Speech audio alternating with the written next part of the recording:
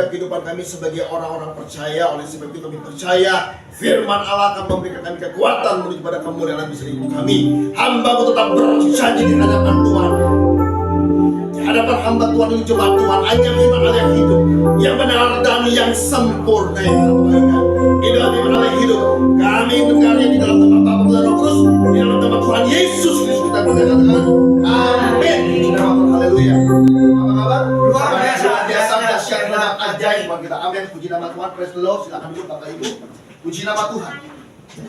Bapak Ibu, pekan yang lalu saya berbicara tentang mindset manajemen, ya, bagaimana pikiran menjadi penentu atau indikator di dalam setiap kehidupan kita untuk kita menjalani kehidupan kita agar lebih baik lagi, ya. Kalau kehidupan kita benar, kalau pikiran kita benar, saya percaya bahwa kehidupan kita akan dibawa oleh pikiran kita ke arah yang benar lagi. Tapi kalau pikiran kita salah, pikiran kita tidak sesuai dengan firman, berarti yang akan kita hadapi adalah kehidupan yang pasti di luar kepada firman Tuhan, ya. Karena saya percaya bahwa hidup kita bisa lihat kalau kita punya pikiran yang lihat. Maka itu kita harus punya pikiran yang dikontrol atau yang dia dimanajemenkan oleh firman Tuhan dalam kehidupan kita. Di nama Tuhan. Hari ini saya akan berbicara tentang kejutan dari sorga atau surprise from the heaven, ya. Bagaimana sorga dapat memberikan saudara saya kejutan demi kejutan buat kehidupan kita. Coba kita akan lihat di dalam 1 Korintus 2 ayat yang ke-9 sampai dengan ayat yang ke-10. Silakan. Tetapi seperti ada tertulis, apa yang tidak pernah dilihat oleh mata, yang tidak pernah dilihat oleh mata, lanjut, dan tidak pernah didengar oleh telinga, dan tidak pernah didengar oleh telinga. Jadi mata kita tidak pernah melihat, telinga kita belum pernah mendengar sama sekali. Lanjut. Dan apa yang tidak pernah timbul di dalam hati manusia, yang tidak pernah timbul di dalam hati manusia. Lanjutkan. Semua yang disediakan Allah untuk mereka yang mengasihi Dia. Semuanya yang disediakan Allah untuk mereka yang mengasihi Dia. Saudara, dengar baik bahwa apa yang tidak pernah dilihat oleh mata, yang tidak pernah didengar oleh telinga, dan yang tidak pernah timbul dalam hati manusia, ternyata itu semua disediakan oleh Allah. Dan dalam referensi di dalam bahasa aslinya bukan disediakan oleh Allah, tetapi dalam referensi di dalam bahasa aslinya adalah, saudara, bahwa itu semua dikejutkan oleh Allah. Saudara, yang namanya dikejutkan berarti ada sesuatu yang tersembunyi dalam dirinya Allah, dan pada waktu itu yang tidak pernah dilihat oleh mata, tidak pernah didengar oleh telinga kita, tidak pernah timbul dalam hati kita, itu yang dikejutkan Allah, yang diberikan sama Allah. Tiba-tiba kita dapat aja, tiba-tiba kita terkejut aja. Dengan apa? Dengan kedahsyatan Allah di dalam hidup kita, saudara. Nah, saudara, ya, itu yang disediakan oleh Allah. Dalam referensi bahasa aslinya adalah katanya begini, dikerjakan secara diam-diam atau sembunyi-sembunyi. Ini Allah dikejutkan oleh Allah, ya. Jadi Allah itu menyediakan, ya, dalam bahasa aslinya adalah dikerjakan oleh Allah sendiri, tapi dikerjakan secara diam-diam, secara sembunyi-sembunyi. Tiba-tiba, boom, dapat kejutan dari Allah. Amin. Apa yang tidak pernah dilihat oleh mata kita. Kita bilang bahwa, Pak, saya sakit, saya tidak lihat kesembuhan itu, Pak.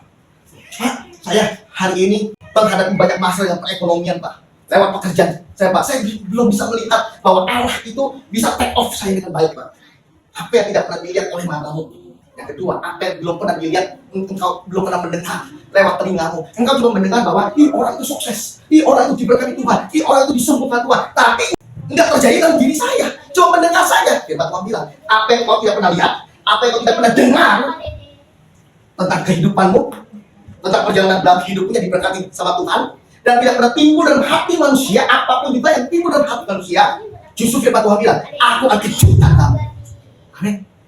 Dan saya akan dikejutkan sama Tuhan yang belum pernah dilihat, yang belum pernah didengar, yang belum timbul dalam hati manusia, yang belum pernah. Ini benar-benar new, baru banget, benar-benar new banget. Firman Tuhan bilang, itu yang akan diberikan sama Allah, itu yang akan dikejutkan sama Allah dalam kehidupanmu. Amin. Nah, saudara, ayat dari 10 coba kita lihat. Ayat dari 10. Karena kepada kita Allah telah menyatakannya oleh Roh. Karena kepada kita, itu kepada saudara dan saya, apa yang tadi dikejutkan sama Allah telah dinyatakan di dalam Roh, dikunci di dalam Roh, dimeteraikan di dalam Roh. Jadi kalau dimeteraikan, dikunci di dalam Roh, tidak mungkin tidak diberikan, tidak mungkin tidak terjadi dalam hidupnya. Lanjutkan. Sebab Roh menyelidiki segala sesuatu. Sebab Roh menyelidiki segala sesuatu yang ada, termasuk adalah kejutan dari Allah diselidiki oleh Roh Kudus. Lanjutkan lagi. Bahkan hal-hal yang tersembunyi dalam diri Allah. Dan bahkan hal-hal yang tersembunyi dalam diri Allah yang diam-diam, yang disembunyikan sama Allah, Roh Kudus, saudara, dia take off dengan baik, dia nyatakan dengan baik, dia berikan kejutan dengan baik untuk saudara dan saya. Amin. Yang tersembunyi dari diri Allah, ternyata Roh Kudus kerjakan. Untuk apa? Memberikan kejutan buat saudara dan saya. Saudara, ada 3 kejutan. Yang pertama, kejutan itu dari iblis. Iblis mengejutkan, saudara. Adam dan Hawa dikejutkan. Amin. Iblis menjanjikan, kalau kamu makan buah, kamu pasti akan apa? Hidup selama-lamanya. Tahu apa yang baik, tahu apa yang tidak baik semuanya. Itu kejutan dari Allah, dari iblis, saudara. Yang kedua adalah kejutan dari dunia. Dunia ini mengejutkan kita. Amin. Yang ketiga adalah kejutan dari Allah itu sendiri. Kita coba lihat dulu ya di dalam Yohanes 12 ayat yang ke-1 sampai ayat yang ke-6. 6 hari sebelum Paskah, Yesus datang ke Betania, tempat tinggal Lazarus yang dibangkitkan Yesus dari antara orang mati. Di situ diadakan perjamuan untuk dia, dan Marta melayani. Sedang salah seorang yang turut makan dengan Yesus adalah Lazarus. Maka Maria mengambil setengah kati minyak narwastu murni yang mahal harganya, lalu meminyaki kaki Yesus dan menyekanya dengan rambutnya, dan bau minyak semerbak di seluruh rumah itu. Lanjut. Tetapi Yudas Iskariot, seorang dari murid-murid Yesus yang akan segera menyerahkan dia, berkata begini si Yudas. Lanjut. Mengapa minyak narwastu ini tidak dijual 300 dinar dan uangnya diberikan kepada orang-orang miskin? Lanjut. Hal itu dikatakannya bukan karena ia memperhatikan nasib orang-orang miskin, melainkan karena ia adalah seorang pencuri. Ia sering mengambil uang yang disimpan dalam kas yang dipegangnya. Ia adalah seorang pencuri. Saudara, iblis pengejutan Yudas dengan kejutan yang diberikan sama si iblis, bahwa dia entah bagaimana, saya tidak tahu pemilihannya, entah itu pemilihan umum atau pemilihan daerah, tiba-tiba Yudas ini dipilih menjadi bendahara. Ini susah sekali nih. Bendahara sorgawi, bendahara Yesus dipilih si Yudas. Ya, sedangkan Yohanes kagak lolos. Sedangkan Petrus kagak lolos, Yakobus apalagi kagak tidak lolos, tapi Yudas lolos. Maka itu iblis bilang bahwa aku mengejutkan Yudas dengan apa? Aku berikan dia satu jabatan, namanya adalah jabatan bendahara umum Kristus Yesus namanya. Ini dia, ini Yudas deh. Iblis berikan jabatan itu diberikan sama si iblis menjadi bendahara umum. Maka itu dia megang kas. Saudara, orang kalau pegang kas banyak duit, saudara. Dia punya duit, dia kasih dia tinggal bikin. Kalau orang ini tidak benar seperti Yudas, dia bikin manipulatif aja. Ya kan, maaf, itu adalah manipulatif data. Buat Yudas ini dipilih untuk apa? Untuk ngerjain manipulatif data ini. Nah, dan dia juga adalah seorang pencuri. Dia suka ngambil. Maka itu, yang namanya pencuri pasti akan manipulatif. Saudara, ini sudah pasti, ya kan? Sering mengambil uang yang disimpannya dalam kas yang dipegangnya. Secara luar biasa, Yudas bilang bahwa, wow, saya punya posisi yang luar biasa. Yes, ini kejutan yang diberikan sama si iblis. Kejutan, bagi Yudas kejutan luar biasa. Yang lain 11 orang nggak dipilih. Padahal 11 orang jujur. Tapi yang 1 orang tidak jujur, justru yang dipilih. Maka itu, di dalam gereja itu banyak itu. Ya, ada 12 gereja. 1 mesti tidak benar. Tidak mungkin tidak benar. Pasti tidak benar. Amin. Dari 12 orang muridnya, 1 ini pasti gagal. 1 ini pasti pencurinya. 1 ini pasti ya orang yang tidak sesuai dengan kebenaran firman Allah. Nah, saudara, itu adalah kejutan yang diberikan sama dunia ini. Saat ini kejutan yang diberikan oleh dunia, tadi yang diberikan oleh si iblis. Matius 11 ayat 2 sampai ayat 6. Ya. Di dalam penjara. Baik-baik. Di dalam penjara. Saya ingin saudara highlight dulu bahwa di dalam penjara berarti kondisinya saat ini saya ya lagi memberitakan kebenaran firman di dalam Matius 11 ayat 2 sampai ayat 6 bahwa di dalam penjara. Jadi saya bawa pikiran saudara ke dalam suatu penjara. Ya, di dalam penjara, highlight ya. Garis bawah, di dalam penjara. Di dalam keadaan yang tidak memungkinkan untuk melakukan segala sesuatu. Di dalam suatu keadaan yang sangat melelahkan, yang sangat menajiskan, yang sangat menjijikan, yang sangat tidak berkenan di hadapan Allah, dan juga yang sangat-sangat adanya adalah di bawah, tidak ada artinya dan tidak memiliki arti. Kenapa? Karena ada di dalam penjara. Oke. Di dalam penjara, Yohanes mendengar tentang pekerjaan Kristus. Yohanes mendengar pekerjaan tentang Kristus. Jadi gini, di dalam penjara highlight bahwa Yohanes masuk penjara, tapi dia dengar firman. Yohanes masuk penjara, tapi dia dengar firman. Di dalam penjara Yohanes dengar firman. Saudara, baca firman. Dia bawa Alkitab. Alkitab gede lagi. Dia bawa. Saudara, Alkitabnya dulu gede. Segini. Ya, penjaga penjara bilang, "Yohanes, ngapain kamu bawa buku yang besar itu?" "Enggak, gak bisa ini. Saya harus bawa." Gila, ini orang luar biasa. Buku gede-gede. Ya kan, Yesus mikul salib, Yohanes enggak, mikul buku deh.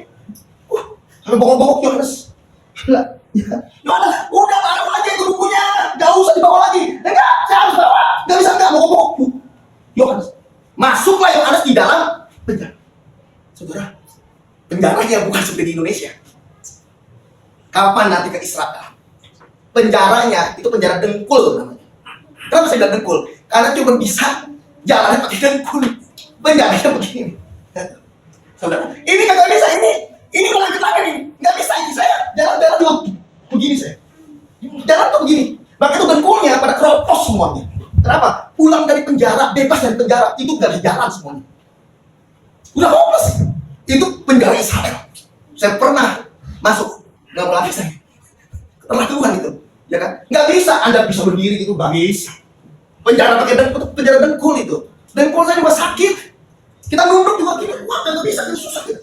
Apalagi yang nggak bisa jongkok, aduh setengah mati. Belajar jongkok dulu lah sebelum masuk penjara. Susah. Maka itu penting juga kita belajar jongkok, bangun, ya kan, supaya apa ya? Kalau suatu saat kita ke Israel, kita bisa masuk dalam penjara di Israel. Saudara, lanjutkan ayat yang ketiga. Lalu menyuruh murid-muridnya bertanya kepadanya, Iya. "Engkaukah yang akan datang itu?" Lalu menyuruh murid-muridnya, dia habis baca firman, habis memberitakan firman, dia nanya sama murid-muridnya lagi. Bodoh sekali itu.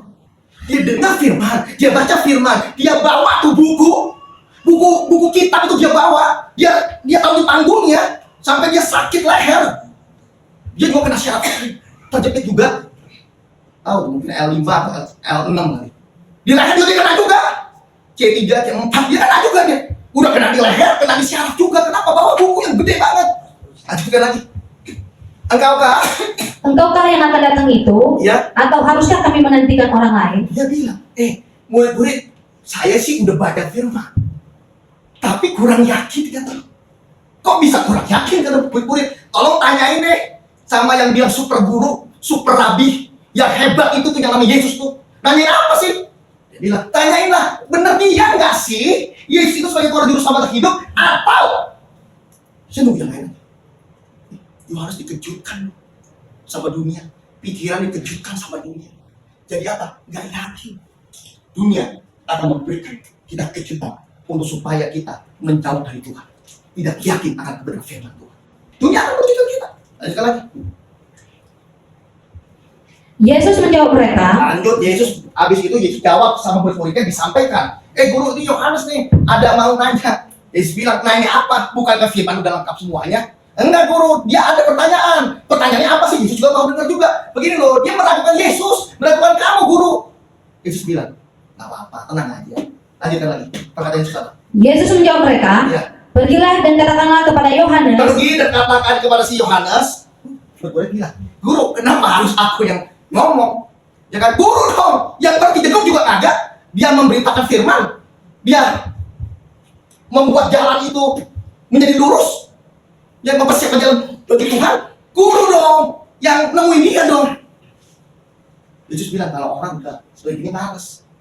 Kenapa? Percuma, udah kamu katain aja udah. Ngomong sama Yohanes saja. Kenapa? Aku sibuk, kata Yesus. Lanjut. "Pergilah dan katakanlah kepada Yohanes, Ya. apa yang kamu dengar dan kamu lihat." Apa yang kamu dengar dan apa yang kamu apa? Kamu lihat. Yang tidak pernah dilihat oleh mata, yang tidak pernah didengar oleh telinga, itu dikerjakan sama Allah.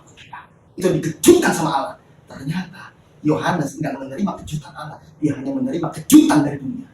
Lanjut ayat kelima. "Orang buta melihat, Ya. orang lumpuh berjalan, Ya. orang kusta menjadi tahir, orang tuli mendengar, Ya. orang mati dibangkitkan, dan kepada orang miskin diberitakan kabar baik." Ya, saya menambahkan itu semua biasa, kata Yesus. Biasa. Ngomong sama Yohanes ini semua hal yang biasa, kecil buat aku. Tapi jangan sampai kamu menolak aku. Ayat ke-6. "Dan berbahagialah orang yang tidak menjadi kecewa dan menolak aku." Yohanes menjadi kecewa. Kenapa? Karena dia nggak benar-benar melihat apa yang dikejutkan sama Allah. Apa yang tidak pernah dilihat oleh mata, dan tidak pernah didengar oleh telinga, dia tidak pernah timbul dalam hati manusia. Itu yang dikejutkan Allah dalam hidupnya. Coba lihat dulu, ini kejutan dari Tuhan, dari Allah. Kisah Para Rasul 4:12 ayat 4 sampai ayat 7. Setelah Petrus ditangkap, Yohanes ditangkap. Ya, sama-sama ditangkap. Petrus ditangkap, Yohanes juga ditangkap juga. Lanjut. Herodes menyuruh memenjarakannya di bawah penjagaan 4 regu. Nah, Herodes menyuruh supaya memenjarakan Petrus. Berarti Petrus ada di mana? Penjara. Dan penjaranya dijelaskan lagi. Kata ini penjaranya adalah penjara lebih levelnya lebih tinggi. Ini adalah Nusa Kambangan. Kalau Yohanes itu masih Cibinong, saudara. Masih Salemba, masih kelas 1, masih biasa. Kalau ini enggak, penjara luar biasa. Penjara luar biasa. Namanya adalah Nusa Kambangan. Saudara. Enggak ada Nusa Kambangan nih. Petrus ini luar biasa. Lanjut lagi. Masing-masing terdiri dari 4 prajurit. Ada 4 prajurit, ada 4 regu. Ya kan, lanjutkan lagi. Maksudnya ialah supaya sehabis Paskah yang menghadapkannya ke depan orang banyak. Oke, ayat kelima. Demikianlah Petrus ditahan di dalam penjara. Demikianlah Petrus ditahan di dalam penjara. Penjaranya penjara luar biasa. Yang kita beri nama adalah penjara Nusa Kambangan. Petrus dilepas aja, mati dia pasti. Nggak mungkin hidup. Nah, dia dilepas aja, nggak usah diborgol lah. Terus lu nggak usah diborgol lah. Lu bisa renang lah. Di Nusa Kambangan lu renangnya udah. Gua bebas lu. Nggak bisa, susah. Kenapa? Nggak mungkin ada orang yang selamat berenang di Nusa Kambangan. Kalau Salemba beda. Yohanes lebih enak di Salemba. Enak Salemba. Keluar tinggal naik bus doang. Cibinong juga sama. Keluar naik bus semuanya. Cibinong apa lagi? Gampang. Keluar dengan naik bus. Gampang. Ini Petrus benar-benar nih. Nusa Kambangan. Ya, tapi dia di Nusa Kambangan tetap aja ada 4 regu. Takut orang. Untuk apa? Petrus kabur. Karena memang dia punya hasrat untuk kabur. Pasti. Orang yang ada di penjara kalau bisa kabur. Masa iya? Wah, ini saya ada di penjara, Pak. Pintunya terbuka. Tidak kabur. Nggak mungkin. Pasti orang itu mau kabur. Petrus juga sama. Ada hasrat. Tapi dia tahu keadaan dia. Nggak mungkin nih. 4 regu, 4 prajurit. Gua bisa kabur. Wah, mustahil. Nggak mungkin. Lanjutkan lagi. Tetapi jemaat dengan tekun mendoakannya kepada Allah. Demikian Petrus ditahan di dalam penjara, tetapi ada apa? Jemaat dengan tekun, dengan terus-menerus. Nggak ada henti-hentinya. Untuk apa? Untuk berdoa untuk Petrus. Di dalamnya ada mesbah. Mesbahnya apa? Ada firman, pujian, sama doa. Untuk siapa? Untuk supaya Allah menggerakkan, memberikan kejutan buat Petrus. Sedangkan Yohanes ada yang doa. Tapi dia baca firman, dia baca firman. Tapi nggak ada doa dia. Harus lengkap. Firman, pujian, doa. Nggak bisa cuma firman doang. Ini jemaat ini dengan tekun, terus menerus. Ada yang mesbah. Mesbahnya buat siapa? Mesbahnya buat Petrus. Coba kita lihat hasilnya ayat 6. Pada malam sebelum Herodes hendak menghadapkannya kepada orang banyak, Petrus tidur di antara... Petrus tidur, lupa doa dia. Karena udah capek, saudara. Ya kan? Ini tangan udah terbelenggu, saudara. Ya kan? Kaki udah terbelenggu semuanya. Dia juga capek ya. Saya juga bisa memahami juga. Ya kan? Dia juga capek. Kan penjaranya saya udah bilang penjaranya penjara dengkul. Dia capek, wajar lah. Maka itu dia bilang apa? Tanpa doa, tanpa baca firman, tanpa worship juga nih. Kagak pakai worship nih dia. Lupa. Pasti tanya, Petrus, kenapa ini? Lupa, Pak. Kenapa? Iya, kalau capek masalahnya. Allah bilang, udahlah, besok ya. Oke, siap. Katanya Petrus begitu. Lanjut. Petrus tidur di antara 2 orang prajurit. Di antara 2 orang prajurit. Terbelenggu dengan 2 rantai. Terbelenggu dengan 2 rantai. Selain itu prajurit-prajurit pengawal sedang berkawal di muka pintu. Yes. Jadi kagak mungkin untuk bisa kabur, kagak mungkin untuk bisa bebas. Mustahil. Lanjutkan ayat 37. Tiba-tiba berdirilah seorang Tiba-tiba. Kok bisa tiba-tiba sih? Kok bisa ada tiba-tiba? Yes, kenapa?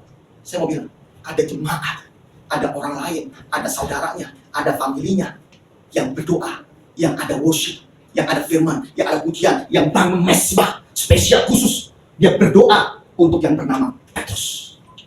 Yang bisa menggerakkan, yang bisa membuat kejutan dari surga adalah mesbah, firman, pujian, doa.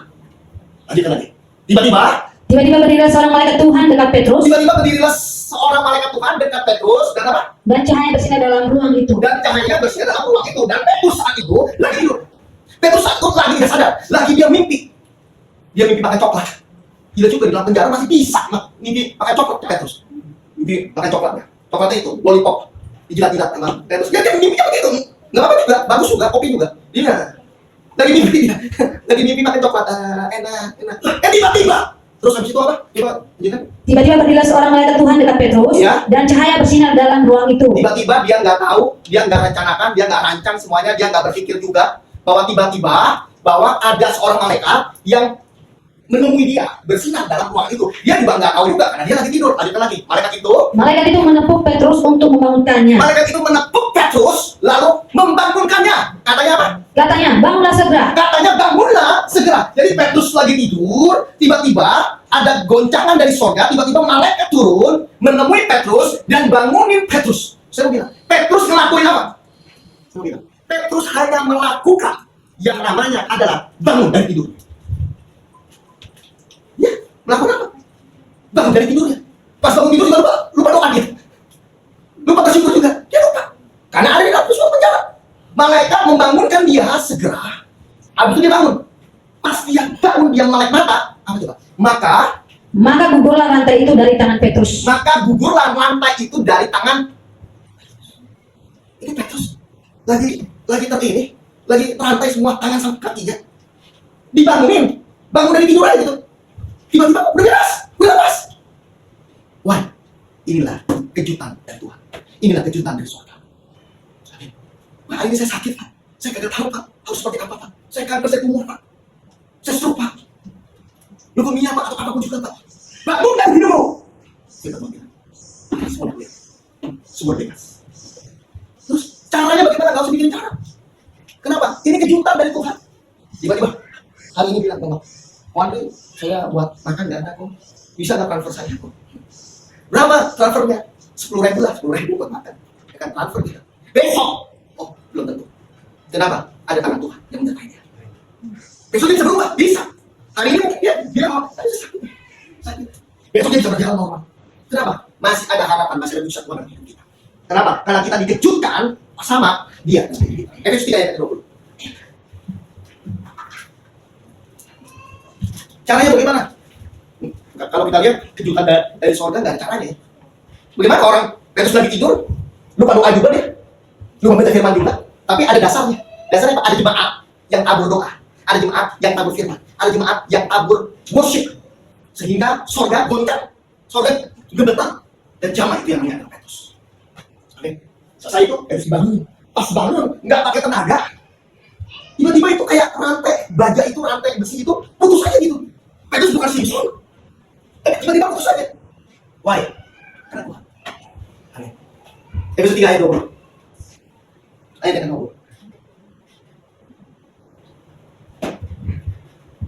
Bagi dialah yang dapat melakukan jauh lebih baik daripada yang kita doakan atau Jadi, pikirkan. apa yang kita doakan, apa yang tadi jebakan Petrus doakan, ternyata bagi Tuhan, sorry ya, itu cuma seujung dahinya Tuhan. Nggak ada artinya buat Tuhan. Apa yang dipikirkan oleh jemaat itu, apa yang diberikan oleh jemaat itu melakukan firman pujian doa, ternyata sangat dikit. Kalau dikit bisa dihitung paling, kalau dihitung dalam suatu garam, cuma 1 garam, dikit gitu, cuma titik 1 titik garam doang. Dan artinya buat Tuhan, tapi luar biasa. Bagi dia yang dapat melakukan yang jauh lebih banyak. Berarti apa yang kita lakukan sedikit, doa kita kurang, pikiran kita kurang. Dia melampaui semua apa yang kita bisa kerjakan di dalam dunia ini, baik yang kita doakan maupun yang kita pikirkan. Lanjut. Seperti yang ternyata dari kuasa. Seperti yang ternyata dari apa? Dari kuasa yang bekerja di dalam kita. Dari kuasa yang bekerja, yang bergerak dalam hidup kita. Apa yang kita doakan, apa yang kita pikirkan, apa yang belum pernah timbul dalam hati manusia, yang belum pernah dilihat, yang belum pernah juga didengar, itu yang akan dikejutkan Tuhan. Dan apa yang kita bisa berikan buat Tuhan, bagi Tuhan adalah Dia dapat melakukan jauh lebih banyak. Kita bilang bahwa Tuhan, saya ingin hidup saya diberkati. Tuhan bilang, no, saya tidak mau hidup kamu diberkati. Hidup kamu apa? Saya mau hidup kamu diberkati dengan berlimpah-limpah. Yes. Levelnya berbeda. Permintaan kita cuma 1. Tuhan, saya minta 2. Dan no, saya berikan 100. Tuhan, saya mau sembuh. Kamu bukan hanya sembuh, tapi kamu juga bisa menyembuhkan orang lain.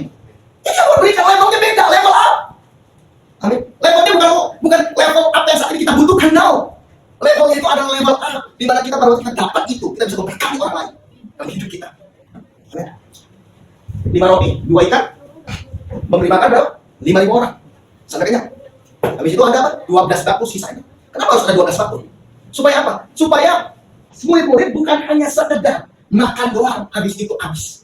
Tapi apa? Harus menjadi berkat buat banyak orang. Kehidupan harus menjadi berkat untuk banyak orang. Amin. Ini kehidupan harus menjadi berkat buat banyak orang dalam hidup kita.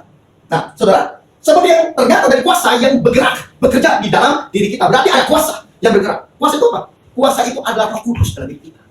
Amin. Yang bergerak, yang memampukan, yang membuat kejutan itu ada dalam diri kita. Adalah yang namanya adalah Roh Kudus dalam diri kita. Maka itu, saudara, kita harus bisa, hati-hati mindset kita. Karena apa yang kita pikirkan pasti bertentangan dengan firman. Coba kita lihat di dalam Keluaran 14 ayat yang ke-14. Maka itu Tuhan mau apa? Tuhan mau apa? Kita jangan berpikir. Ngapain? Diam saja. Kita lihat. Keluaran 14 ayat yang ke-14. Keluaran 14 ayat yang ke-14. Keluaran 14 ayat ke-14. Ya, berikan firman Tuhan. Tuhan akan berperang untuk kamu. Tuhan yang akan berperang untuk kamu. Yes. Apapun juga hari ini kejutan dari Tuhan. Ternyata Dia yang memberikan buat kita, yang berperang buat kita. Lanjut. Dan kamu akan diam saja. Kamu diam aja. Tuhan tak. Aku yang berperang. Terus saya bagaimana? Kamu diam aja nih. Kenapa? Karena kalau kamu banyak mikir, aku nggak bisa bergerak. Jadi banyak orang Kristen banyak mikir. Itu menghambat Tuhan bergerak. Menghambat Tuhan bekerja di dalam diri kita. Karena pikiran kita terus-menerus akan mencari jalan keluar. Jalan keluar yang dicari bukan jalan keluar dari firman, tapi jalan keluar yang dicari adalah jalan keluar dari apa? Dari dunia ini. Pakai ini Pak, pakai ini. Yang ini bagus. Ini luar biasa. Pikiran. Maka itu Tuhan bilang, suruh dia diam aja. Ngapain? Aku yang gerak. Kalau dia diam, aku nggak ada bergerak. Jadi apa? Hari ini penting buat kita berdiam diri di hadapan Tuhan. Pak, saya udah begini, Pak sudah. Begitu Pak, ambil saat itu, ambil berdiam diri di hadapan Tuhan. Amin. Karena kalau kita tidak berdiam diri kita akan terus tidak akan mendapatkan apapun juga dalam diri kita. Amin. Coba lihat tadi. Amsal 16 ayat 9. Lanjut. Hati manusia memikir-mikirkan jalannya. Nah, kalau hati manusia terus-menerus memikirkan jalan-jalannya, jadi dalam pikiran kita terus-menerus memikirkan jalan keluarnya bagaimana. Kayak tadi, Petrus tiba-tiba dibangunin sama malaikat dan tiba-tiba rantainya putus. Kita nanya, caranya bagaimana? Kalau orang udah ngomong caranya bagaimana, berarti dia mau menggunakan apa? Pikiran dunia. Pikiran Tuhan berbeda. Amin. Tuhan pada waktu memberi makan 5.000 orang, cuma apa? Paket kismil. Paket apa? Paket 5 roti 2 ikan. Saudara, itu apa ya? Paket kecil dari anak kecil. Petrus bilang, anak, boleh nggak minta? Om, jangan om, ini paket juga paket Hoka Kids om. Petrus bilang, udahlah, saya pinjam dulu, ntar saya ganti pakai yang regular semuanya. Jangan om, ya kan ini paket anak kecil om. Tapi apa? Petrus bagi aja semua. Bagaimana? Petrus lihat enggak, dia bagi aja. Kalau di sini 2 ikan sama yang namanya rotinya. Enggak dibagi-bagi, enggak ada Alkitab tulis bagi-bagi, enggak ada. Bagi-bagi dia nih 1, 2, 3, enggak ngitung. Kalau ngitung enggak terjadi.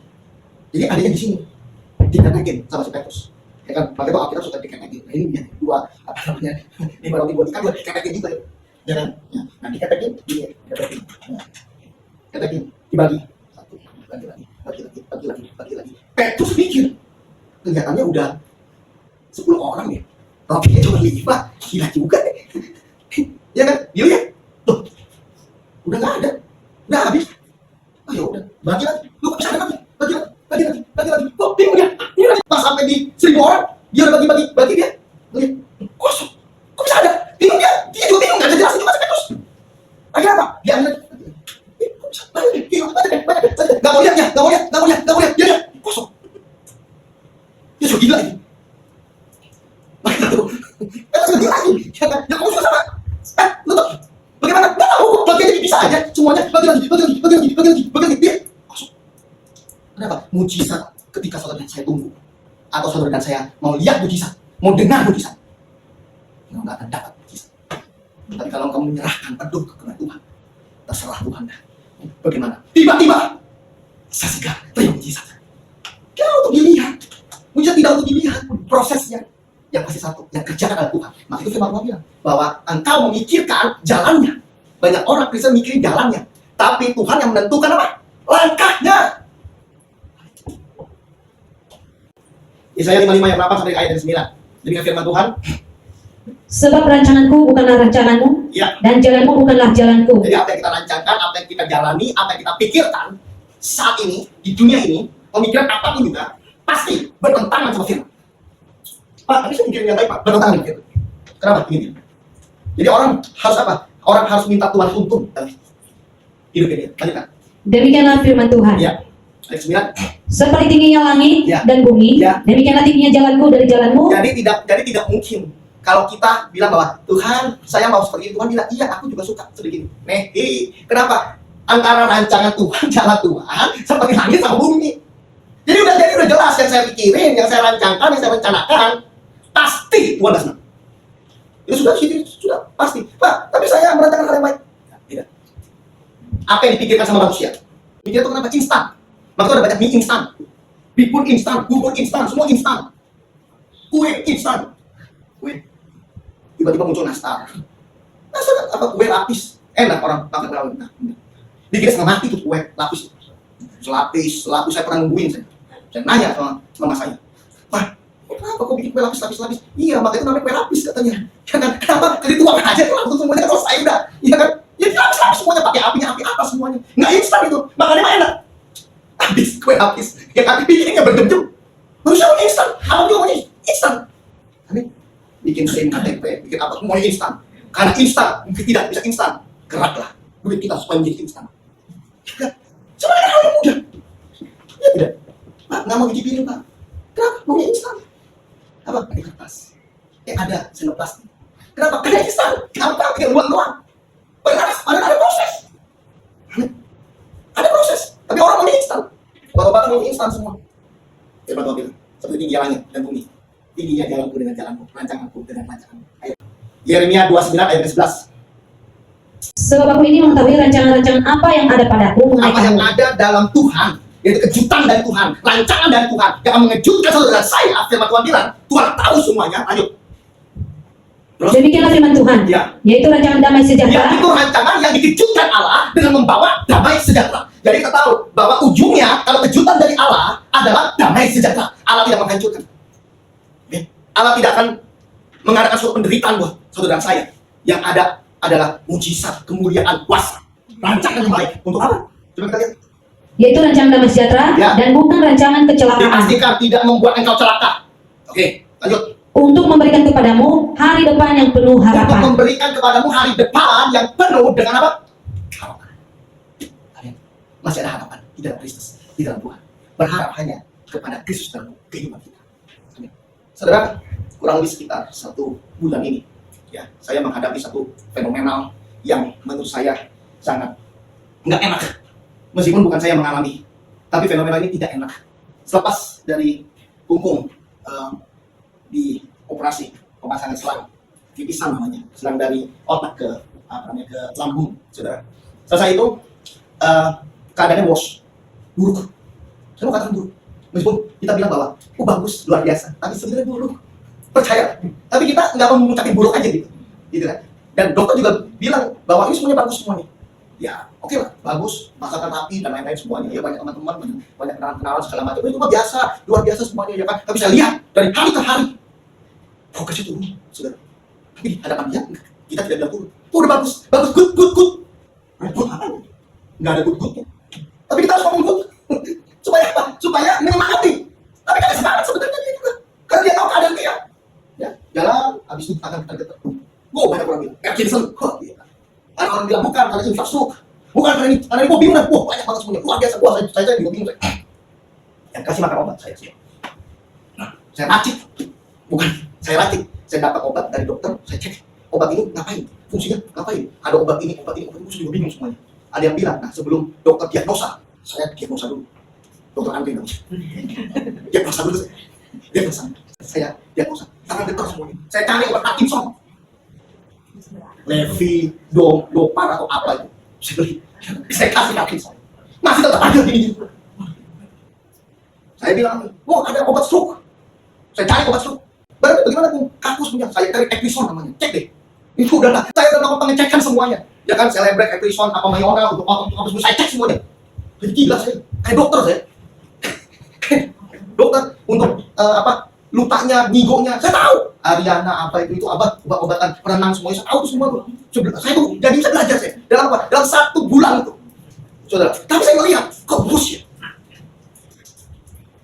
Maria bisa jalan, nggak bisa jalan. Kita tumbuk. Manusia bantuin, tumbuk.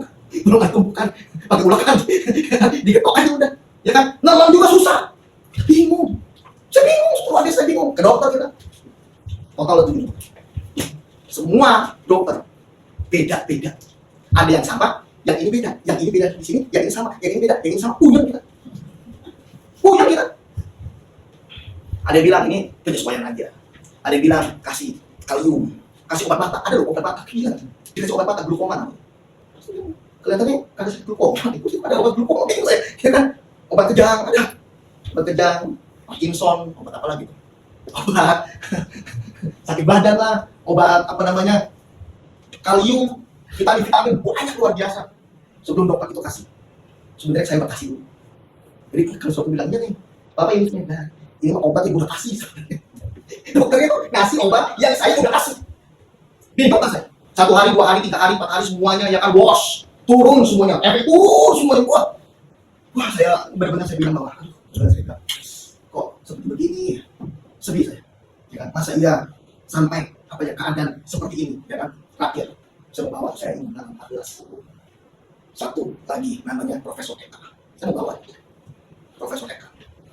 Pas banget di tanggal 14. Pas banget pagi. Normal, bisa makan, bisa minum, bisa ngomong. Temennya datang, ngomong dia bahasa Sunda. Nanya sebenarnya, wah senang saya. Nggak jadi, terima kasih Tuhan. Selamatin duit saya 750.000 dari Eka. Kalau Eka enak itu, Eka ngira bahwa iya ini gara-gara diketok-ketok sama dia jadi sembuh. Nggak ada semuanya. Obat-obat dokter banyak yang saya buang. Saudara, nggak sesuai buang. Tanya kan sama adik saya. Papa udah makan semuanya ini? Iya, saya bilang. Kenapa? Banyak yang buang juga. Biarin aja. Ya, habisnya saya merasa bahwa kok nggak ada suatu perubahan yang bagaimana. Dokter bilang kok. Bingung saya. Mau sama dokter yang mana? Dari dokter dari Halodoc, saya juga Halodoc juga. BPJS sampai dokter berbayar. Sudah masuk ke rumah sakit, dokter rumah sakit. Ya, dokter diminta kita masukin semuanya. Bingung kita. Stres kita. Di tanggal 14 itu saya ingat banget. Ketika dia turun terus, saya ngelihat ada satu titik dia mau naik. Ketika dia mau naik, ada suatu berubah, besok berubah lagi, lebih baik lagi. Saya bilang, ini kejutan dari Tuhan.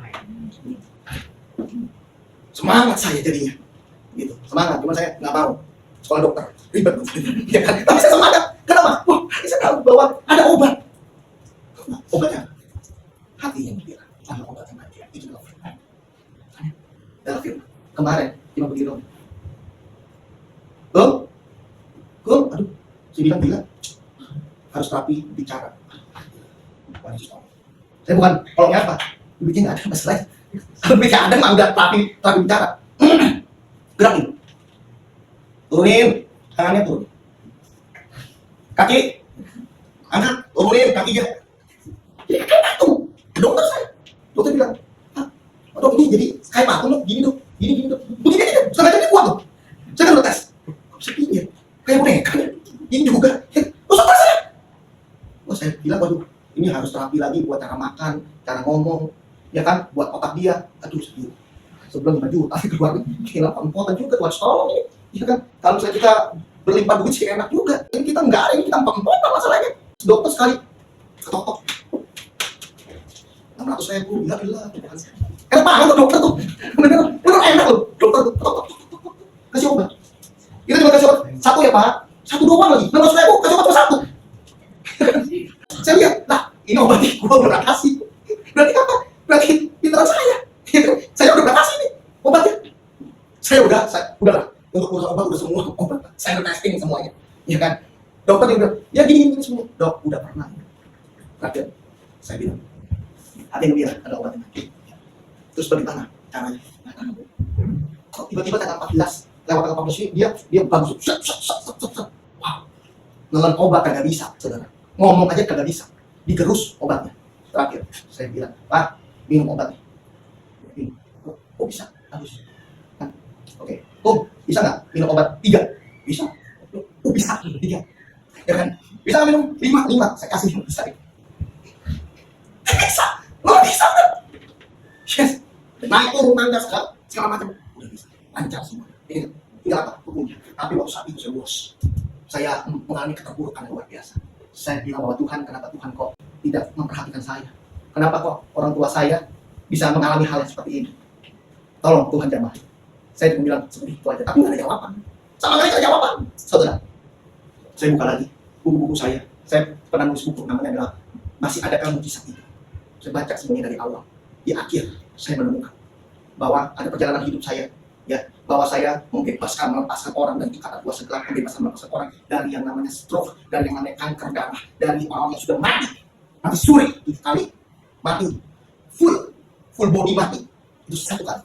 Saudara, dari segi kanker tumor ada orang yang di bawah di Jogja itu, di Semarang, oleh di bawah udah lumpuh kalau saya tidak salah berapa ya, 18 tahun kalau saya tidak salah, di bawah dipanggul, saudara. Itu bisa membebaskan, lepaskan semuanya. Puji itu terjadi. Orang yang 8 tahun tidak bisa jalan, saudara. Jalan langsung muter-muter itu yang angin mimbar semuanya. Orang buta 12 orang pakai kacamata di DSGA. 12 lepas kacamata, taruh di tong sampah. Itu luar biasanya. Banyak hal-hal dan yang lain itu apa ya? Panjang kaki yang ini semuanya. Itu clear gampang. Gimana apa? 1 menit selesai. Mujizat luar biasa. Itu perjalanan hidup saya. Saya buka buku itu semuanya, saudara. Saya lihat, tapi kok sekarang saya punya ayah, kok nggak sembuh? Saya bertanya, ini apaan ya? Artinya ya? Nggak ada efeknya kalau itu buat orang lain. Karena itu sudah berlalu semuanya. Tuhan bebaskan. Nggak dapat saya jawabannya. Saya cuma dapat bahwa saya pegang, saya bilang buku ini adalah omong kosong. Nggak ada arti. Nggak ada arti. Buku ini omong kosong. Kenapa? Karena saya melakukan untuk orang lain, tapi saya nggak bisa melakukan untuk keluarga saya sendiri. Kecewa saya.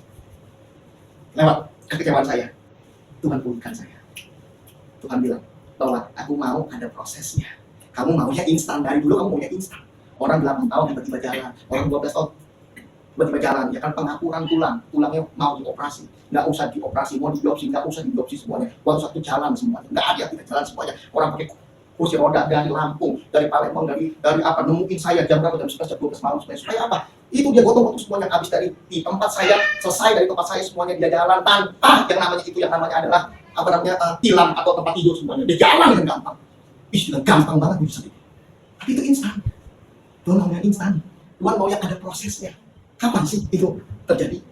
Satu perkara, ketika saya nggak mau melihat apa yang saya lihat dengan kenyataan, nggak mau dengar apa yang saya mau dengar dengan kenyataan, yang tidak pernah timbul dalam hatinya saya, itu semua dikejutkan satu.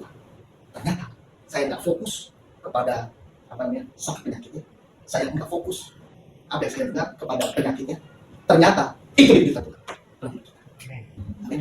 Saya ngelihat progres yang bagus. Yes, semangat saya jadinya. Tadinya seperti itu, tapi kita lihat progres yang bagus luar biasa. Luar biasa. Saya bilang, minggu depan kan habis masuk campus. Iya, harus makan nggak disuapin, makan sendiri semua, ngunyah sendiri, masuk ke mobil sendiri semua, turun sendiri semua. Wah, saya melihat progres yang luar biasa. Saya percaya inilah kejutan dari Tuhan. Amin. Kejutan dari Tuhan. Ternyata apa? Ternyata Tuhan itu dalam keadaan apapun di dalam hidup kita, Dia selalu ada buat kita. Amin. Kita meneteskan air mata, Dia selalu ada lewat meneteskan air mata kita. Kita tidak pernah tahu. Saya tidak pernah juga berpikir. Saya juga tidak pernah tiba-tiba apakah keadaan punggung itu akan 5 bulan, 6 bulan, setahun, 5 tahun gitu. Kalau kita udah mikirnya, aduh, beban. Kita udah mikir begitu. Itu Tuhan itu lebih tahu. Enggak, yang aku mau proses aja. Amin. Proses dari aku. Amin. Proses yang terbaik yang Tuhan berikan dalam hidup kita.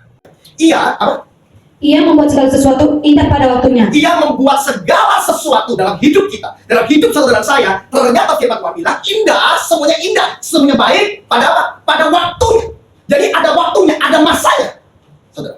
Ya, bahkan di dalam Khotbah 3 juga di ayat yang sebelumnya dikatakan di sana segala sesuatu ada masanya, ada musimnya. Ada orang saat ini tertawa, ada orang saat ini menangis. Ada orang saat ini di bawah, ada orang saat ini ada di atas, saudara. Jadi semuanya itu ada waktunya. Ada waktu menangis, ada waktu tertawa, ada waktu menanam, ada waktu untuk menuai juga. Ada waktu hari ini kita mengalami sakit penyakit, tapi ada waktu juga kesembuhan itu ada di dalam hidup kita. Jadi segala sesuatu ada waktunya. Berarti apa? Serahkan seluruh kehidupan kita kepada Tuhan. Nah, firman Tuhan bilang, Ia membuat segala sesuatunya indah pada waktunya. Pada waktunya Tuhan? Oh, bukan. Kejutan ada waktunya Tuhan. Tapi kalau kita mau bicara sesuatu yang indah, bukan waktu Tuhan. Enggak. Ia membuat segala sesuatunya indah. Siapa yang membuat? Tuhan. Membuat segala sesuatunya indah pada waktunya. Siapa? Tuhan. No. Waktunya adalah waktunya kita. Ketika kita bergerak. Percuma kalau hari ini Anda cuma doa doang. Cuma doa, tapi nggak ada bergeraknya. Nggak bisa. Ada doa dan ada bukti dalam hidup kita. Maka itu yang menentukan waktu adalah kita. Kita melangkah juga di dalam Tuhan. Ketika kita melangkah, Roma 8 ayat 28 mengatakan Allah itu bekerja dalam kehidupan kita melakukan suatu kebaikan. Berarti apa? Harus sama-sama kerja dengan Allah. Pada waktu kau melangkah, ini waktunya, waktu engkau adalah waktunya Allah. Untuk Allah bekerja dalam hidupmu. Yang terakhir, saudara, waktunya Allah pasti diukur sama iman. Apa itu iman? Apa itu iman? Lihat dulu. Ibrani 11 ayat 8 ayat 31.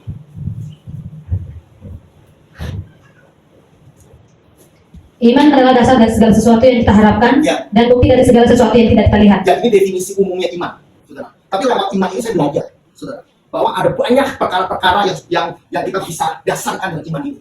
Ya, dari kehidupan kita dari awal sampai pada akhir, saya menyimpulkan iman adalah percaya. Itu loh. Ya. Jadi iman, kalau orang mau bilang iman, dia harus percaya, dia harus yakin, believe itu iman. Terus ada hal lagi, plus. Jadi bukan hanya percaya. Ada plusnya. Ini dia yang tidak pernah diajarkan dimanapun juga. Plus berani dan nekat. Itu. Pak, kalau nggak berani nggak bisa. Nggak nekat Pak, apa lagi? Kalau Anda punya iman, Anda harus berani dan Anda harus nekat. Berani tidak cukup, tidak cukup. Anda harus nekat. Orang nekat ini adalah orang yang punya pengharapannya dengan Tuhan. Dia punya pilihan. Ini nekat dia. Dia bisa melakukan apapun juga. Ya, dia bisa melakukan apapun juga. Tapi dia melakukan semuanya karena Tuhan. Sahabat misalnya Abednego ada di dalam api yang menyala-nyala. Tapi bukan itu bilang, kamu aku kasih kesempatan buat kamu hari ini yang bapak tuh aku bebasin.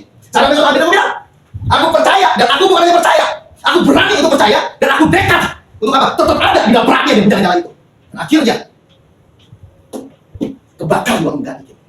Bajunya dia enggak kebakar. Dan Abednego bukan percaya, tapi dia berani dan nekat. Jadi, sorry ibu, mohon maaf, gua hanya mendingan ada di perapian. Kenapa? Udah nekat. Udah berani kok, Pak. Karena dia berani dan dia nekat. Oh, bisa percaya. Daniel ada di gua singa. Daniel, gua singa ya. Singa ini lapar banget semuanya. Mau tepuk lutut atau enggak? Berubah aja. Ngomong aja semuanya. Aku akan ampuni. Daniel bilang, Nehi, gua tetap percaya sama Allah gua. Dan gua ini, gua bilangin ya, berani sama nekat. Iya, si Daniel. Di arus kuasnya set semuanya. Dia main sirkus. Kenapa? Karena kalau orang berani sama orang udah nekat bang, dia udah tahu Allahnya juga Allah yang berani, Allah yang nekat untuk apa? Menyelamatkan Daniel. Main sirkus dia. Sama apa itu? Sama singa, dia main-main. Singa diituin, jadi kuda. Singa bisa dikuda-kudain. Bukan kuda. Susah nyari kuda dia. Maka singa dikudain sama si Daniel. Iya, saudara. Api turun, hujan turun.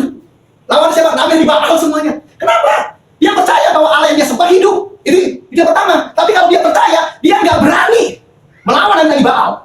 Dia tidak berani dan dia tidak nekat untuk melakukan itu. Mohon maaf, api tidak akan turun. Hujan tidak akan mengguyur kota itu. Karena dia berani dan nekat. Hukumannya apa? Kalau tidak terjadi, mati ya. Yes. Orang kalau udah nekat di hadapan Tuhan, dia tahu urusannya pasti pada kematian. Tapi ketika kita berani dan nekat, Tuhan selamat kita. Ini berani sama nekat. Lanjutkan lagi, ayat kedua. Lanjut saja. Sebab oleh imanlah telah memberikan kesaksian kepada nenek moyang kita. Sebab oleh iman yang percaya dan yang berani dan nekat itu telah diberikan kesaksian. Ada satu kesaksian, saudara. Orang yang punya kesaksian, orang yang bilang dia punya iman, kesaksiannya harus berani dan nekat. Kesaksian bukan kesaksian biasa. Kesaksian yang benar-benar bisa menggemparkan surga. Berani dan nekat. Lanjut, ayat kedua. Karena iman kita mengerti bahwa alam semesta telah dijadikan oleh firman Allah. Sehingga apa yang kita lihat telah terjadi dari apa yang tidak dapat kita lihat. Lanjut. Terus aja. Karena iman Habel telah mempersembahkan kepada Allah. Karena iman Habel, iman yang percaya, iman yang berangkat, iman yang nekat. Yang nekat mempersembahkan kepada Allah korban yang lebih baik daripada Kain. Kain nggak nekat, Kain nggak berani. Kain masih hitung-hitungan. Kasih nggak ya, kasih nggak ya, itu Kain itu. Tapi Habel enggak. Ada yang udah dalam orang kasih yang terbaik. Dia berani, dia nekat. Lanjut. Karena iman Habel telah mempersembahkan kepada Allah korban yang lebih baik daripada korban Kain. Dengan jalan itu ia memperoleh kesaksian kepadanya bahwa ia benar karena Allah berkenan akan persembahannya itu dan karena imannya masih berbicara sesudah ia mati. Lanjut. Karena iman Henokh terangkat supaya tidak mengalami kematian. Karena iman Henokh, bagaimana iman yang percaya berani dan nekat si Henokh ini. Dengan apa? Coba. Karena iman Henokh terangkat supaya ia tidak mengalami kematian, dan ia tidak ditemukan karena Allah telah mengangkatnya. Dia berani, dia bilang bahwa Tuhan, kalau orang yang mau untuk diangkat masuk ke dalam firman, aku orangnya. Henokh bilang, nggak usah pilih jauh-jauh Tuhan. Kalau engkau mau mengangkat orang jadi fenomena dalam dunia ini, aku orangnya. Kamu berani? Ya berani. Nekat kamu, nekat. Maka itu Tuhan tahu, Henokh ini orang nekat. Henokh ini orang berani. Kenapa? Orang udah teruji. Bagi jumping dia di Petra yang tinggi. Semuanya Henokh santai. Kenapa? Udah biasa. Bagi Tuhan bilang bahwa Henokh, kau terangkat. Ya Tuhan. Kemarin bagi jumping dari atas ke bawah doang. Sekarang enggak, kamu dari bawah ke atas. Berani saja. Dengan Tuhan lihat, Henokh berani. Lagi kan? Sebab sebelum dia terangkat, ia memperoleh kesaksian bahwa ia berkenan kepada Allah. Tetapi tanpa iman, tidak mungkin orang berkenan kepada Allah. Sebab barang siapa berpaling kepada Allah, dia harus percaya bahwa Allah ada, dan bahwa Allah memberi upah kepada orang yang sungguh-sungguh mencari Dia. Karena iman, makan Nuh dengan petunjuk Allah. Karena iman yang berani itu, karena iman yang nekat itu, si Nuh bilang bahwa Tuhan ini bikin Nuh yang apa, yang gede banget. Oke, siap. Orang-orang bilang, gila lu Nuh, jangan gas air. Gak ada air nih sama sekali, kita lagi kekeringan. Kamu bikin bata gede banget. Gila kamu, pemborosan kamu. Mau bilang apa? Gua mah udah nekat, gua mah udah berani. Apa? Nyontohin orang, dijelekin orang, gua mah udah berani, gua udah nekat. Gua bikin aja Nuh, gak peduli Nuh, buang aja, lanjut lagi. Dengan petunjuk Allah tentang sesuatu yang belum kelihatan, dengan taat mempersiapkan Batra untuk menyelamatkan keluarganya. Dan karena iman, itu ia menghukum dunia. Karena iman yang berani, karena iman yang nekat itu, siapa? Nuh. Ngapain? Menghukum? Karena iman itu ia menghukum dunia. Betul. Dan ia ditentukan untuk menerima kebenaran sesuai dengan imannya. Ayo, bikin lagi. Karena iman Abraham taat. Karena iman Abraham itu menjadi taat, saudara. Taatnya bagaimana? Karena dia berani. Karena dia juga nekat juga. Abraham ini orang nekat, saudara. Dia kagak punya duit aja, itu dia berani mengembara. Kita kagak berani. Dia punya duit, kita kagak berani, kita kemana-mana. Abraham nggak punya duit nih. Dia pergi loh. Ke Eropa dia pergi, ke Malaysia dia pergi. Bisa bagaimana? Nggak tahu. Tapi yang pasti di sana dia punya duit. Itu iman. Lanjut. Karena iman Abraham taat, ketika ia dipanggil untuk berangkat ke negeri yang akan diterimanya menjadi milik pusakanya. Lalu dia berangkat dengan tidak mengetahui tempat yang dia tuju. Nggak tahu tempatnya di mana, tapi dia berangkat aja. Orang Abraham ini adalah orang tanpa tujuan, maka itu dia punya iman yang berani dan dia nekat. Nggak ada duit, dia nekat. Luar biasa. Lanjut. Karena iman, ia diam di tanah yang dijanjikan itu, seolah-olah di suatu tanah asing, dan di situ ia tinggal di Kemak dengan Ishak dan Yakub, yang turut menjadi ahli waris janji yang satu itu. Bukan hanya itu, dia bawa keluarganya, dia bawa anak, dia bawa cucunya, saudara, untuk apa? Ngikutin ketidakjelasan. Tapi karena dia berani dan dia nekat, karena dia tahu Allah yang dia sembah adalah Allah yang hidup, yang pasti menolong dia. Nggak takut dia. Ayat 10. Sebab ia menanti-nantikan kota yang mempunyai dasar, yang direncanakan dan dibangun oleh Allah. Karena iman yang juga dan Sarah beroleh kekuatan untuk menurunkan anak cucu. Karena iman yang berani, karena iman yang nekat, saudara, udah tidak mungkin punya anak. Dia bilang, oke, gua ambil. Gila, ini Abraham apaan sih? Dia udah tahu. Dia ini pakai biologis juga. Dia tuh tahu orang itu nggak bisa punya anak itu di umur berapa. Dia juga belajar. Dia belajar, dia SD, SMP, SMA, sampai SMA tuh. Abraham dia belajar. Dia belajar kalau orang udah umur di atas 70 nggak mungkin bisa punya anak. Dia belajar tuh. 60 tidak mungkin. Apalagi udah menopause. Dia belajar juga, Abraham. Saya berani, saya nekat bahwa pengajaran saya tidak benar. Yang benar adalah Allah yang saya sembah adalah Allah yang hidup. Lanjut. Walaupun usianya sudah lewat, karena ia menganggap dia yang memberikan janji itu setia. Ayat 15. Itulah sebabnya maka dari satu orang, bahkan orang yang mati di pucuk, terpanjang keturunan besar seperti bintang di langit, dan seperti pasir di tepi laut yang tidak terhitung banyaknya. 13. Dalam iman, mereka semuanya telah mati sebagai orang-orang yang tidak memperoleh apa yang dijanjikan itu, tetapi yang hanya dari jauh melihatnya dan melambai kepadanya, dan yang mengakui bahwa mereka adalah orang asing dan pendatang di bumi ini. Karena iman, mereka semua terima yang namanya kejutan dari Allah, yang tidak pernah dilihat oleh matanya, yang tidak pernah dilihat oleh telinganya, itu yang disediakan oleh Allah buat kehidupannya. Karena apa? Karena iman dalam dirinya dia. Iman yang bagaimana apa? Iman yang berani dan iman yang nekat di hadapan Tuhan. Lanjut. Sebab mereka yang berkata demikian menyatakan bahwa mereka dengan rindu mencari suatu tanah air. Terus. Dan kalau sekiranya dalam hal itu mereka ingat akan tanah asal yang telah mereka tinggalkan, maka mereka cukup mempunyai kesempatan untuk pulang ke situ. Tetapi sekarang mereka merindukan tanah air yang lebih baik, yaitu satu tanah air surgawi. Sebab itu Allah tidak malu disebut Allah mereka, karena ia telah mempersiapkan sebuah kota bagi mereka. Aduh. Karena iman, maka Abraham, tatkala ia dicobai, mempersembahkan Ishak. Ia yang telah menerima janji itu, rela mempersembahkan anaknya yang tunggal. Tidak mungkin orang yang mempersembahkan anaknya kalau dia tidak berani dan dia tidak nekat. Abraham, Ishak, buat aku. Oke. Gila. Bapak gila. Ya udah. Percaya Allah yang aku sembah adalah Allah yang hebat luar biasa. Dia bisa mengganti Ishak. Jadi Ishak kedua, Ishak ketiga. Dia tahu. Abraham bilang, oke, aku percaya, aku punya iman. Dan aku juga bukan punya iman saja, aku juga berani, aku juga nekat. Karena nekatnya, Abraham apa? Persembahkan itu yang namanya Ishak. Waktu Ishak sudah ada di meja korban, mau ditarik semuanya. Abraham bilang, tenang aja lah, ya kan? Ishak ini bisa ada Ishak kedua, Ishak ketiga semuanya. Dia mau lanjut. Tuhan bilang, stop Abraham. Kenapa? Karena Tuhan sayang sama Ishak. Dia tahu persis tentang Tuhan dalam hidup ini. Saudara, hari ini semua adalah karena iman. Iman yang bagaimana? Iman yang berani dan iman yang nekat. Hari ini ambil kehidupan kita, ambil waktu buat hidup kita, buat kita punya iman yang berani dan juga nekat. Tuhan Yesus memberkati.